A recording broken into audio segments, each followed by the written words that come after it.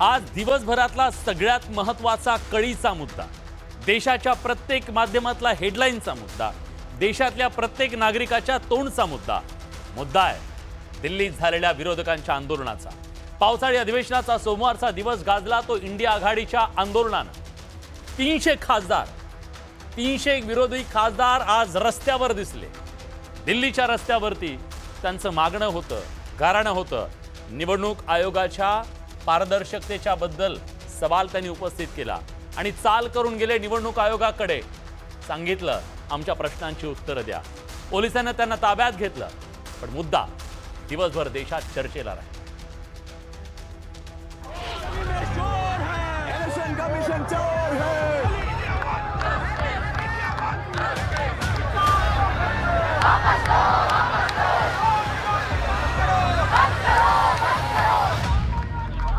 India आघाडीची खासदार मंडळी आक्रमक झाली आहेत निवडणूक आयोगाविरोधात। निवडणूक आयोगाविरोधात इंडिया आघाडीच्या खासदारांनी आपली ताकद एकवटली। बिहारमधली वादग्रस्त मतदार पडताळणी आणि राहुल गांधींचा मतचोरीचा आरोप या प्रमुख मुद्द्यांवरनं विरोधी खासदारांनी निवडणूक आयोगावरती मोर्चा काढला।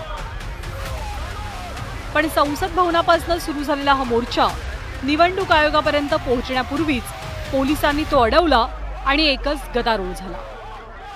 एक्चुअली बात नहीं कर सकते, रियलिटी ये है क्योंकि सच्चाई देश के सामने है और ये जो लड़ाई है ये राजनीतिक नहीं है, ये कॉन्स्टिट्यूशन की लड़ाई है, कॉन्स्टिट्यूशन को बचाने की लड़ाई है, वन मैन वन वोट की लड़ाई है।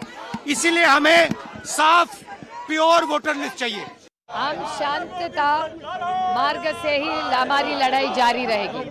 तो अब आगे किस तरह से मैम करेंगे? महात्मा गांधी जी को आदर्श मानते हैं, उसी तरह हम आगे लड़ाई करते रहेंगे।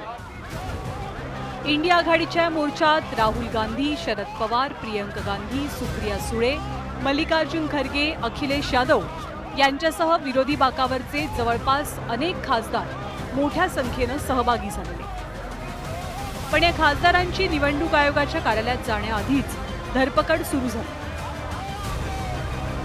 या सगळ्यामध्ये पोलिसांचा डोळा चुकवला तो अखिलेश यादव। त्यांनी दबंग स्टाईलमध्ये बॅरिकेड ओलांडले आणि पलीकडे उडले। मग अखिलेश यादव यांचा आक्रमक बाणा पाहून अनेकांनी त्यांचं अनुकरण करण्याचाही प्रयत्न केला। पुलिस ने परमिशन नहीं दी। जब सरकार ऑपोजिशन से डरती है तब पुलिस को आगे करती है। आज एलओपी और सारे इंडिया अलायंस के जो फ्लोर लीडर्स हैं उनको डिटेन करवा रहे हैं। कमीशन चोर है भाई, चोर है। इलेक्शन कमीशन चोर है। बीजेपी मुर्दाबाद, नरेंद्र मोदी मुर्दाबाद। एसआईआर वापस लो, कानून की हत्या करना बंद करो, कानून की हत्या करना बंद करो। पोलिसांनी निवडणूक आयोगाकडे कूच करणारे हे खासदार संसद भवन परिसराबाहेर जाणार नाहीत याची विशेष काळजी घेतली।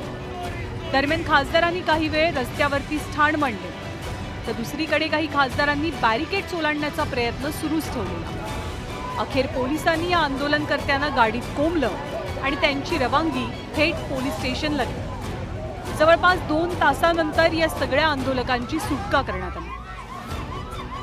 आज आम्हाला अपेक्षा होती संसदेपासून निवडणूक आयोगापर्यंत आम्ही जाऊ। आम्ही पण 18 लोकांतून निवडून आलेलो आहे। त्यामुळे आम्हाला असं वाटत होतं की आम्हाला डीसी ऑफिसमध्ये बोलवलं जाईल, आमचं म्हणणं ऐकलं जाईल, परंतु ते न करता आम्हाला 2 तास त्या ठिकाणी डिटेन करण्यात आलं।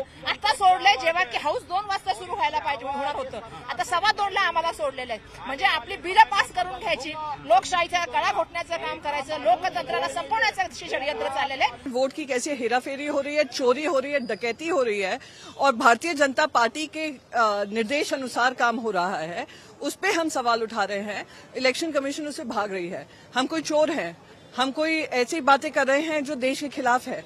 देश हित में हमने बात रखी है और ये जवाब देही उनकी बनती है, पर वो जवाब देने से बच रहे हैं। पोलीस स्टेशन मध्ये आम्हाला का आणलं का सोडलं हेच कळत नाही। पोलीस स्टेशनने एवढ्या वेळ 2 वाजेपर्यंतची वाट बघितली। 2 वाजता सभागृह चालू होणार आहे, सभागृह 2:10 आम्हाला सोडलं। त्याच्यामुळे फक्त पोलीसचं एकच होतं की सभागृह चालू होईपर्यंत ऍडजस्ट करायचं की नाही काय करतील, त्याच्यामुळे आम्हाला तोपर्यंत अडकून ठेवलं। आता पुढची रणनीती काय असणार आहे? पुढची रणनीती जी आता सर्व नेते ठरवतील त्याच्याप्रमाणे कारवाई होईल।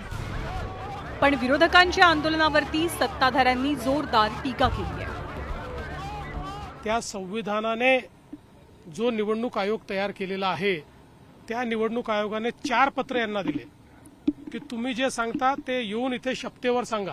का हिंमत नाही यांची? का हे जात नाही तिथे? का पुरावे देत नाही? रोज खोटं बोलायचं आणि पळून जायचं. पळपुटे लोक आहेत, यांच्याजवळ काहीच नाही आहे.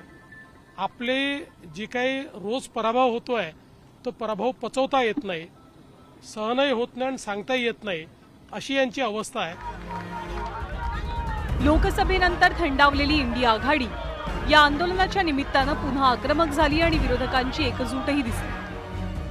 देशभरातल्या मतचोरीबद्दल राहुल यांनी उठवलेला आवाज आणि त्यांच्या आरोपांनंतर निर्माण झालेला संभ्रम दूर करण्यासाठी आता निवडणूक आयोग कशी आणि कोणती पावलं उचलतो हे पाहणं मात्र महत्त्वाचं असेल.